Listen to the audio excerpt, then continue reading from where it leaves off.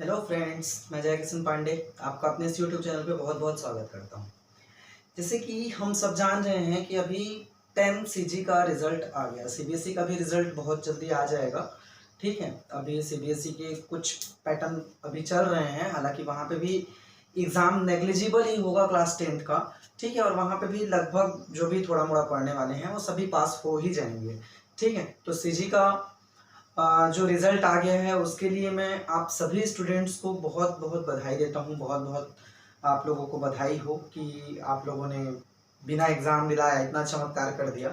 ठीक है, और देखिए ऐसा नहीं है कि यहाँ पे सभी बच्चे ऐसे गधे थे और सब पास हो गए, ऐसा नहीं है। कुछ लोग डिजर्व करते थे और कुछ लोगों को कुछ ज़्यादा परसेंटेज मिल गया। ठीक है, और करियर बहुत लोग कमेंट कर रहे हैं, बहुत टीचर्स से as a teacher I am not happy. ठीक है, विद दिस रिजल्ट। यहाँ पे ठीक है 100% रिजल्ट आ गया, लेकिन मैं इस रिजल्ट से खुश नहीं हूँ। उसका रीज़न यही है कि यहाँ पे जब ऐसा रिजल्ट आता है ना, तो हम क्या कहना चाहिए कि फेयर जजमेंट नहीं करते। जो होशियार बच्चे होते हैं उनके साथ भी और जो गधे बच्चे होते हैं उनके साथ भी। ठीक है, मतलब गधे और होशियार में ज़्यादा डिफरेंस नहीं रह जाता। ठीक है, जैसे जो होशियार बच्चा है उसका मान लीजिए कि 97% आया। अब जो गधा है जो एग्जाम दिलाता तो उसका 60% आता। ठीक है, उस बच्चे का आ गया 90%। तो दोनों में ज्यादा डिफरेंस कहाँ रहा? ये जो 7% का डिफरेंस दिख रहा है, ये एक्चुअली में 97% ओरिजिनली लाने वाले और 90% लाने वाले, ये दोनों के बच्चों के नॉलेज में ज्यादा डिफरेंस नहीं होता है। सिर्फ डिलीवरी जो करते हैं वो लोग आंसर की, उसमें डिफरेंसेस की वजह से मार्क्स जो है 2-4% कम ज्यादा हो जाता है। ठीक है, और नॉलेज में कोई ज्यादा डिफरेंस नहीं होता। लेकिन एक बच्चा जो 60% लाता उसका भी 90 आ गया है, और जो 90 लाता उसका 97% आ गया है। तो ये डिफरेंस समझ रहे हैं आप? इसीलिए यहाँ पे हम खुश नहीं हैं। ठीक है, ये फेयर जजमेंट नहीं है। ठीक है, it is not good result. और कुछ बच्चे ऐसे हैं जो स्कूल गए, कुछ बच्चे ऐसे हैं जो स्कूल नहीं गए। किसी किसी ने असाइनमेंट जमा किया, किसी ने नहीं किया, सबका एक जैसा मार्क्स आया है लगभग लगभग। तो ये कहाँ जजमेंट हुआ? ठीक है, तो ये जजमेंट नहीं है। तो इस चीज से पर्सनली अगर मेरे को देखा जाए तो मेरे कुछ ऐसे बच्चे जिन्होंने सब चीज बनाया, सब डिलीवर किया, सब चीज किया, उसके बाद भी उनका मार्क्स उन बच्चों के जैसा आ गया है जिन लोगों ने कुछ नहीं किया। तो ये थोड़ा अच्छा नहीं लगता है। ठीक है, और जो जिन्होंने मेहनत की और उनको लगता है कि उनका परसेंट कम आ गया है, तो उसके लिए हालांकि चांस दे रहा है सीजी बोर्ड, लेकिन मत पार्टिसिपेट कीजिए, कोई मतलब नहीं है, आपका परसेंट कम ही हो सकता है। ठीक है, तो आप जैसे हैं वैसे जितना परसेंट आपको मिला आप उससे सेटिस्फाई रहिए। और कोई दिक्कत नहीं है कि इस अभी जैसे ये बोल रहे हैं कि फ्यूचर खराब कर रहा है, फ्यूचर खराब नहीं होगा। फ्यूचर तो आपके हाथ में है। ठीक है, फ्यूचर जो है वो आपके हाथ में है, आपकी मेहनत पे डिपेंड करेगा। तो खराब है कि अच्छा है, इस पे मैंने अपना मंतव्य तो रख दिया कि मेरे को अच्छा नहीं लगा। अब बहुत ज्यादा डिटेल में ना जाते हुए मैं यहाँ पे 10th के बाद क्या करना है इसके बारे में बात करते हैं। ठीक है, अभी जैसे आप सभी 10th पास आउट हो गए, अब आपके दिमाग में ये आ रहा होगा कि हमको क्या सब्जेक्ट लेना चाहिए। हमको साइंस लेना चाहिए या कॉमर्स लेना चाहिए या हम आर्ट्स ले लें।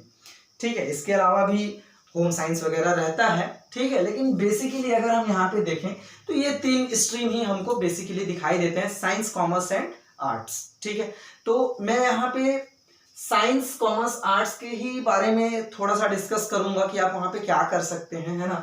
कॉमर्स और आर्ट्स का मैं एक सेपरेट वीडियो बनाऊंगा, यहाँ पे मैं साइंस के बारे में ज्यादा फोकस करूंगा। ठीक है, तो चलिए स्टार्ट करते हैं कि आपको कौन सा सब्जेक्ट लेना चाहिए। देखिए अभी जो मार्किंग आया है उसमें मैं आपको ये तो नहीं बोल सकता कि आप मार्क्स देख के सब्जेक्ट ले लीजिए। ठीक है, हो सकता है कि आपके मार्क्स आपकी एबिलिटी से ज्यादा मिले हो आपको। ठीक है, और बिल्कुल ऐसा हुआ है। ठीक है, तो अभी मैं ये नहीं बोलूंगा कि आप मार्क्स देख के अब साइंस में मान लो आपका 90 मार्क्स आ गया तो आप साइंस ले लीजिए। ठीक है, आप कॉमर्स तो पढ़ते नहीं है ना। ठीक है, लेकिन एसएसटी में आपका मार्क्स ज्यादा आ गया तो आप एसएसटी ले लीजिए, ऐसा ऐसा बिल्कुल भी नहीं बोलूंगा। ठीक है, क्योंकि मार्क्स देख के यहाँ पे सब्जेक्ट सेलेक्ट करने का जो अभी रहता है ना चांसेस कि हमारा मार्क्स यहाँ पे ज्यादा है, मैथ्स में ज्यादा अच्छा स्कोर कर गए तो हम मैथ्स ले लेते हैं, तो ये मैं आपको सजेशन नहीं दूंगा कि आप मार्क्स देख के सब्जेक्ट चूज कीजिए। ठीक है, दूसरा ये चीज बोलूंगा कि अपने दोस्तों को देख के आप स्ट्रीम सेलेक्ट मत करना कि मेरा ये दोस्त साइंस में चला गया तो मैं भी साइंस में चल देता हूँ, मेरा वो दोस्त आर्ट्स में चला गया तो मैं आर्ट्स में चला जाता हूँ। तो दोस्तों को देख के मत कीजिएगा, दोस्ती आपकी कहीं नहीं जाने वाली। आप स्ट्रीम अगर सेलेक्ट करते हैं, दूसरा एक फ्रेंड अगर दूसरे स्ट्रीम में चला गया, दूसरा दूसरे स्ट्रीम में चला गया, तो दोस्ती अपनी जगह रहती है, सब्जेक्ट अपनी जगह रहता है, ठीक है। तो फ्रेंडशिप पे मेरे हिसाब से तो आपकी स्ट्रीम का ज्यादा इम्पैक्ट नहीं होता, ठीक है, थोड़ा मिलना जुलना कम हो जाता है, लेकिन उससे फ्रेंडशिप पे इम्पैक्ट नहीं होता है। तो फ्रेंडशिप को निभाने के लिए ना सब्जेक्ट सिलेक्शन मत कर लीजिएगा, ठीक है। तो किस बेसिस पे करें, देखिए पहले हम समझते हैं कि आप कौन सा सब्जेक्ट लेंगे तो आपको क्या फायदा होगा, ठीक। तो यहाँ पे मैंने 3 सब्जेक्ट लिखे हुए हैं, ये हमारा साइंस, ठीक है, ये है कॉमर्स और ये है आर्ट्स, ठीक। अब देखिए जब आप साइंस लेते हैं, साइंस अगर आप सेलेक्ट करते हैं तो 11th-12th तो आप साइंस पढ़ेंगे, ठीक है, लेकिन 11th-12th के बाद जब आप ग्रेजुएशन करते हैं तो साइंस वाला स्टूडेंट कॉमर्स भी ले सकता है और साइंस वाला स्टूडेंट आर्ट्स भी ले सकता है, ठीक। मान लीजिए कि आपको सीए बनना है या आईबीपीएस क्रैक करके आपको बैंक में नौकरी करनी है, ठीक है। अब आपने कॉमर्स ले लिया, ठीक, तो बहुत हद तक चांसेस हैं कि आप कॉमर्स लिए तो आप सीए तो बनेंगे ही बनेंगे। अगर आप में टैलेंट है, अगर आप में क्षमता है, अगर आपने मेहनत की, आप सीए बन जाएंगे, कोई दिक्कत नहीं है। लेकिन क्या कॉमर्स वाला ही सीए बन सकता है? ऐसा नहीं है, साइंस वाला भी सीए बन सकता है, ठीक है। क्या कॉमर्स वाला ही आईबीपीएस क्रैक करेगा? ऐसा भी नहीं है, साइंस वाला भी आईबीपीएस क्रैक कर सकता है, ठीक है। और आईबीपीएस का रिजल्ट तो मैं आपको बता दूं कि मोस्ट ऑफ द जो क्रैक करने वाले स्टूडेंट्स होते हैं वो साइंस से ही बिलोंग करते हैं, ठीक है। कॉमर्स वाले कम होते हैं क्योंकि वो एग्जाम पैटर्न ही वैसा है, ठीक है। तो साइंस अगर आपने 11th-12th में साइंस लिया तो आप ग्रेजुएशन में बीकॉम भी कर सकते हो, बीए भी कर सकते हो, बीएससी का ऑप्शन तो है ही, आप साइंस की स्टूडेंट तो हो ही, ठीक है। तो ये स्ट्रीम आपके पास ओपन हो जाता है, मतलब एक साइंस वाला स्टूडेंट के पास अपॉर्चुनिटीज ज्यादा होती है, ठीक है, उसके पास चांसेस ज्यादा होते हैं, उसके पास ब्रांचेस ज्यादा होते हैं, ठीक है। क्योंकि आप साइंस लिए हैं तो मान लीजिए आप बायो के फील्ड के हैं तो आपके लिए मेडिकल फील्ड खुला ही है। ग्रेजुएशन के लिए कॉमर्स साइंस वाला जो फील्ड है वो खुला ही है, बीएससी आप कर सकते हैं, एमएससी कर ही सकते हैं, ठीक है। अगर मान लीजिए आपको साइंस में दिक्कत आ रही है तो आप बीकॉम कर सकते हैं, कॉमर्स के फील्ड में जा सकते हैं। मान लीजिए आपको कॉमर्स में भी दिक्कत आ गया, आप साइंस के स्टूडेंट हैं, साइंस भी नहीं कर सकते, कॉमर्स भी नहीं कर सकते, तो आप आर्ट्स में जा सकते हैं, ठीक। तो साइंस वाले के पास अपॉर्चुनिटी ज्यादा होती है, ये बेनिफिट है साइंस का। अब आप कॉमर्स लिए तो कॉमर्स वाले के पास कॉमर्स का एरिया तो है, वो कॉमर्स में तो जाएगा ही, बीकॉम करेगा, एमकॉम करेगा या सीपीटी का एग्जाम देगा, सीए की मतलब ट्राई करेगा, कॉमर्स का एरिया। वो साथ ही साथ आर्ट्स के लिए भी कोशिश कर सकता है, आर्ट्स में भी जा सकता है, बीए कर सकता है, एमए कर सकता है, ठीक है, ये चीजें वो कर सकता है, लेकिन वो साइंस में नहीं जा सकता, ठीक है। कॉमर्स आपने 11th-12th में कॉमर्स किया तो आप साइंस में फिर से नहीं जा सकते, आप बीएससी नहीं कर सकते, ठीक है। तो ये आपके पास ये वाला जो पोर्शन है कॉमर्स के बाद साइंस वाला जो पोर्शन है तो गोल हो गया आपका, ठीक है। आप कॉमर्स में ही जाओगे या फिर आर्ट्स में ही जाओगे, तो ये एक चीज है। आर्ट्स में अगर हम बात करें, आर्ट्स अगर आपने हिस्ट्री, पॉलिटिक्स, जियोग्राफी ये सब लिया है, इकोनॉमिक्स वगैरह लिया हुआ है, तो आप आर्ट्स के स्टूडेंट हैं, 11th-12th में आर्ट्स करने के बाद आप ना तो कॉमर्स में जा सकोगे और ना ही साइंस में जा सकोगे। आर्ट्स वाले बच्चे सिर्फ आर्ट्स में जाएंगे। तो ये तो अपॉर्चुनिटी का बात हो गया कि कहाँ पे सबसे ज्यादा अपॉर्चुनिटी है। तो साइंस अगर आप लेते हैं 11th-12th में, तो साइंस में के बाद 11th-12th के बाद आपके पास सबसे ज्यादा अपॉर्चुनिटी, सभी ब्रांचेस जो है ना वो आपके लिए ओपन रहते हैं, हर ब्रांच कोई भी जगह पे आप जा सकते हैं। तो ये चीज आपका हो गया। अब मान लेते हैं कि आपको साइंस लेना कैसे। देखिए साइंस के लिए आपको क्या करना है, हम जो स्टूडेंट्स रहते हैं, जैसे मैं भी जब स्टूडेंट्स था, है ना, स्टूडेंट ही रहा हूँगा मैं भी पहले, ठीक है, तो स्टूडेंट था, तो हमको एक स्टूडेंट को क्लास 10th के आते आते अपनी एबिलिटी पता होती है, ठीक है, वो अच्छे से जानता होता है कि वो किस सब्जेक्ट में वीक है और किस सब्जेक्ट में स्ट्रांग है, ठीक। तो मैं ये बोलता हूँ कि आप साइंस लीजिए। अगर आपको मार्क्स, अब मार्क्स का तो नहीं बोलता मैं, लेकिन जब होम टेस्ट होते थे, जब आप स्कूल में टेस्ट देते थे, तो वहां पे आपके कितने % मार्क्स आते थे? अब उस स्कूल टेस्ट, क्योंकि स्कूल टेस्ट ही फेयर होता है, ठीक है, वहां पे टीचर आपसे कोई पक्षपात नहीं करता है, आपको जितने मार्क्स मिले रहते हैं वहां पे वो दे देता है, ठीक है। और एनुअल एग्जाम और बोर्ड एग्जाम का तो छोड़ो, उसको नहीं बोल रहा हूं मैं, इस साल तो बोर्ड एग्जाम का बिल्कुल भी नहीं बोल रहा हूं, ठीक है। तो कितने परसेंट मार्क्स मिलते थे? क्या आप साइंस में 50% स्कोर कर लेते थे? अगर आप 50% स्कोर कर लेते थे तो आप बिल्कुल साइंस स्ट्रीम सेलेक्ट कीजिए, ठीक है। अगर आपको लगता है कि मैं साइंस कर लूंगा यार, हो जाएगा ठीक ठाक, मैं पास हो जाऊंगा, आप साइंस ले लीजिए, ठीक है। मैं बिल्कुल इस चीज को बोलूंगा कि आप साइंस लीजिए, ठीक। मैं खुद साइंस का स्टूडेंट हूं, इसलिए मैं साइंस का फेवर ले रहा हूं वाली बात नहीं है। मैं जो एक्सपीरियंस किया हूं, जो चीज आपको बताया, जो स्ट्रीम वाली बात है, आपको अगर सीए भी बनना है तो आप साइंस 12th करने के बाद भी सीए के लिए प्रिपरेशन कर सकते हैं, लेकिन आप कॉमर्स लेने के बाद साइंस में नहीं जा सकते, ठीक है। तो आपके पास अपॉर्चुनिटी वाली मैं बात बता रहा हूं कि अपॉर्चुनिटी जो है वो साइंस में है। तो अगर आपको थोड़ा सा भी लगता है ना कि मैं साइंस कर लूंगा यार, पास हो जाऊंगा, निकल जाऊंगा, ठीक है, तो आप साइंस लीजिए, ठीक। अब साइंस में जब हम बात करते हैं तो यहाँ पे 3 टाइप का मैं आपको बता रहा हूं, ठीक है। एक होता है फिजिक्स, केमिस्ट्री और मैथ्स ओनली। आपके पास 3 मेन सब्जेक्ट फिजिक्स, केमिस्ट्री थे, देखिए हिंदी इंग्लिश कंपलसरी है, ठीक है, तो उसको काउंट नहीं करते हम, ठीक है। फिजिक्स, केमिस्ट्री एंड मैथ्स, आप खाली मैथ्स ही ले सकते हैं, ठीक है। उसके बाद है फिजिक्स, केमिस्ट्री और बायो, मैथ्स नहीं लेना है आपको, फिजिक्स, केमिस्ट्री और बायो। उसके बाद आप एडिशनल ले सकते हैं, physics, chemistry, maths and bio. Bio आप एडिशनल ले लीजिए, मेन आपका मैथ्स रखिए और बायो एडिशनल ले लीजिए, ठीक है। तो ये कब लेना है, कैसे लेना है, क्या क्या एडवांटेजेस हो सकते हैं? देखिए, अगर आपने टारगेट बना के रखा है, अगर आपने सोच लिया है कि मेरे को इंजीनियरिंग ही करनी है, आपने कोई ब्रांच भी सोच लिया कि नहीं मेरे को मैकेनिकल इंजीनियरिंग ही करनी है या इलेक्ट्रिकल इंजीनियरिंग ही करनी है, आपने डिसाइड कर लिया है कि आपको सिर्फ और सिर्फ इंजीनियरिंग करनी है, मेडिकल लाइन में जाना ही नहीं है, आपने सोच लिया है, तब आप मैथ्स तक रुक जाइए, फिजिक्स, केमिस्ट्री और मैथ्स लीजिए और उसके बाद आप अपने इंजीनियरिंग का के लिए प्रिपरेशन आप धीरे धीरे करते रहिए। देखिए, मैं आपको ये नहीं बोल रहा हूँ कि आप 11th आ गए और उसके बाद सीधा IIT का प्रिपरेशन करो, नहीं, आपको पहले 11th ही पढ़ना है, आपको 11th का ही प्रिपरेशन करना है। जब 12th पहुंचे 12th का ही प्रिपरेशन कीजिए, ठीक है, टाइम निकाल के आप IIT के क्वेश्चंस को देखते रहिए, लेकिन जो बेसिक है ना वो 11th और 12th है।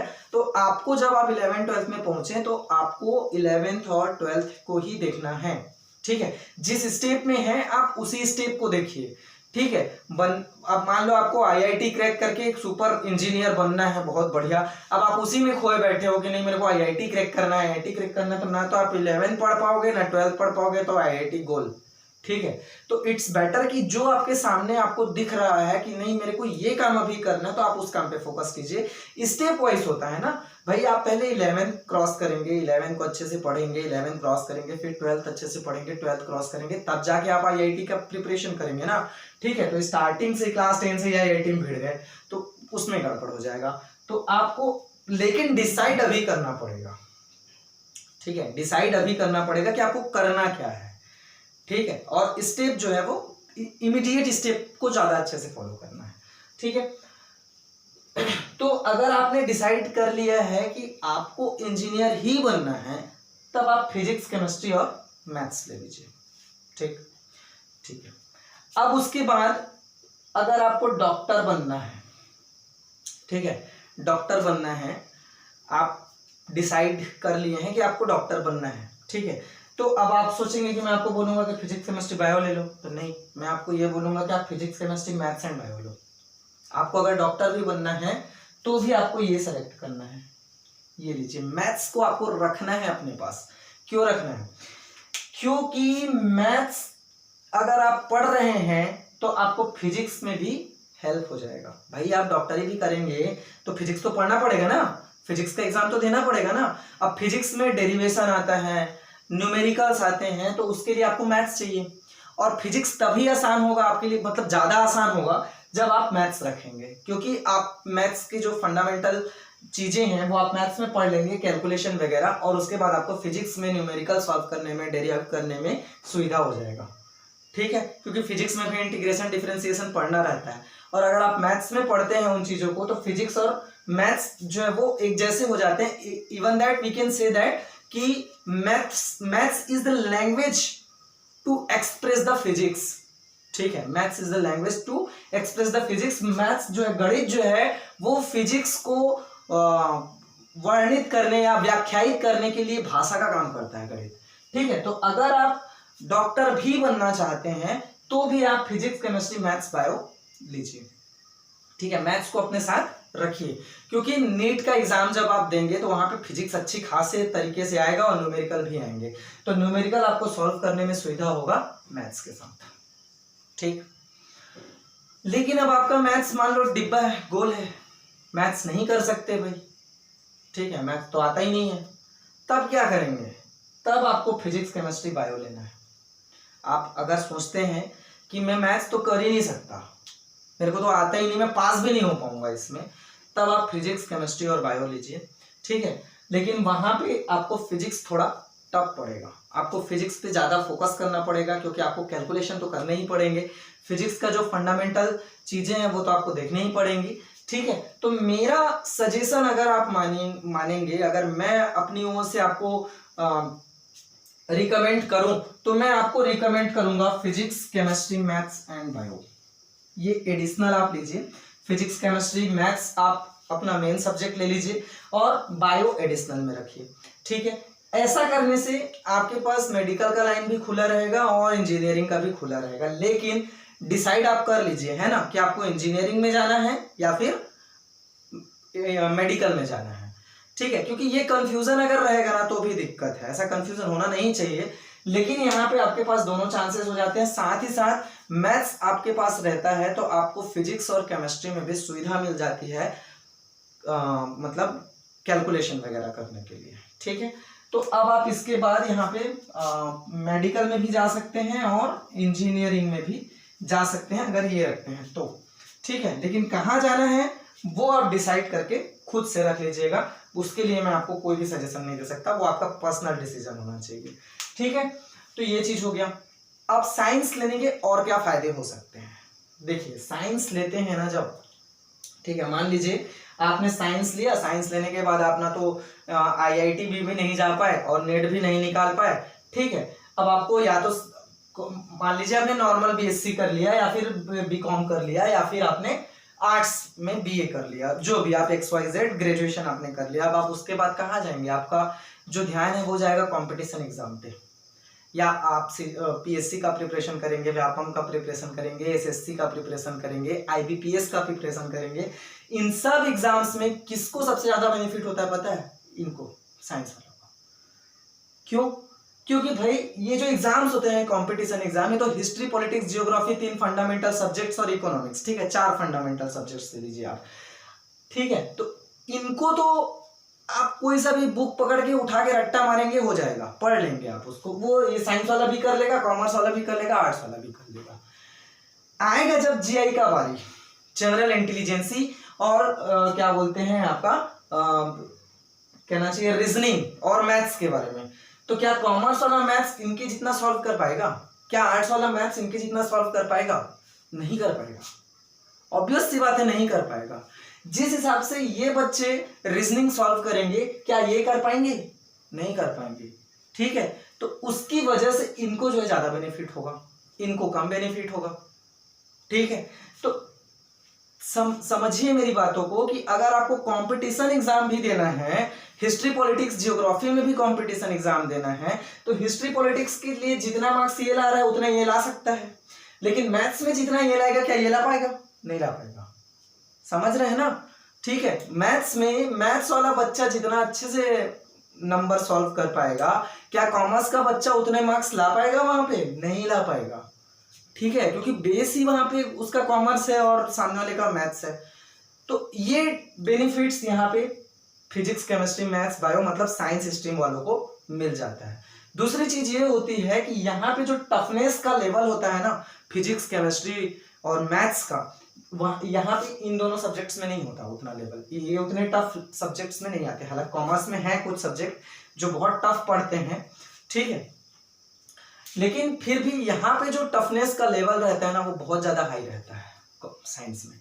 तो अगर आप टफ चीजें फेस कर रहे हैं तो आपका जो थिंकिंग है वो भी बड़ा हो जाएगा, आप ज्यादा सोच पाएंगे, ब्रॉड लेवल पे सोच पाएंगे, है ना।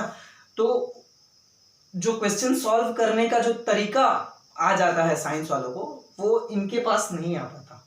ठीक है, ये रियलिटी है। मैं देखो किसी स्ट्रीम को कम नहीं बता रहा हूँ भाई, यहाँ पे भी अगर आप बहुत बेस्ट देते हैं तो आप बहुत अच्छा अर्न कर सकते हैं, बहुत अच्छे पोस्ट पे जा सकते हैं भाई। हो सकता है आरबीआई गवर्नर बन जाए, ठीक है, बिल्कुल हो सकता है ना। आर्ट्स लेके आप, हो सकता है किसी स्टेट के गवर्नर बन जाए, हो सकता है पीएम बन जाए भाई, हो सकता है कुछ भी हो सकता है ना। लेकिन वहां पे आपको बहुत कुछ करना पड़ेगा, बहुत मेहनत करनी पड़ेगी। लेकिन यहाँ पे मेहनत आप स्टार्टिंग में करके अगर तीनों एक ही प्लेटफॉर्म पे जाते हैं, मान लीजिए कि तीनों को आईबीपीएस क्रैक करना है, इसको भी और ये भी आ जाता है आईबीपीएस में, ठीक है, आर्ट्स कॉमर्स ले लिया है तो ये तीनों मान लीजिए आईबीपीएस क्रैक करना चाहते हैं, बैंक में नौकरी करना चाहते हैं, तो तीनों में किसको ज्यादा बेनिफिट होगा? तो तीनों में साइंस वाले को ज्यादा बेनिफिट होगा, क्योंकि आईबीपीएस के एग्जाम में भी मैथ्स पूछता ही है, तो मैथ्स में तो ये गोल बेचारा आर्ट्स वाला चल देगा, ठीक है, ये थोड़ा मोड़ा बना पाएगा और सबसे ज्यादा बना पाएगा ये। ठीक है, तो आई होप कि आपको समझ में आ गया होगा कि आपको क्या लेना है। मेरा रिकमेंडेशन तो यही है कि आप physics, chemistry, maths and bio लीजिए, ठीक है। बाकी आप अपनी कैपेबिलिटी को देखिए कि क्या आप साइंस कर पाएंगे, ठीक है, और उसके बाद आप अपने सब्जेक्ट का सिलेक्शन कीजिए, और मेरे हिसाब से तो ये लीजिए साइंस, ठीक है। तो नेक्स्ट वीडियो में मैं कॉमर्स एंड आर्ट्स के बारे में भी आपको बता दूंगा, ठीक है। तो देखते रहिए मेरे वीडियोस को, घर में रहिए, सुरक्षित रहिए, और कमेंट्स करके मुझे जरूर बताइएगा कि आपको ये वीडियो कैसा लगा। Thank you friends.